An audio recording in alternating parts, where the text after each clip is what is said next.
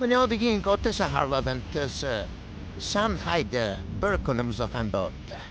Ertalab vaqtli soat 10-11larda turib, Expo'ga qarab yuroldik.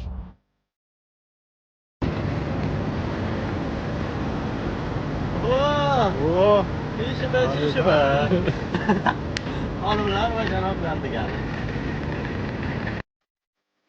Biz reklama sohasiga mo'ljallangan bo'lib, orada umumiy teng ko'p bergan savoli bu Xitoyliklar o'zi nimalar qilyapti bo'ldi. Haqiqatda Xitoyliklar nimalarni o'ylab topmaydi. Askeri China, Ni hao, Meksikada.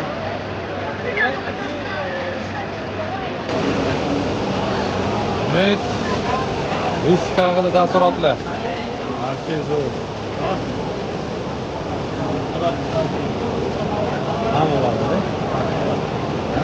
Risk haqida taassurotlaringiz. Yaxshi. Bo'ladi. Taksidan chiqib, taksiga o'tirib ovqatlangani bordik.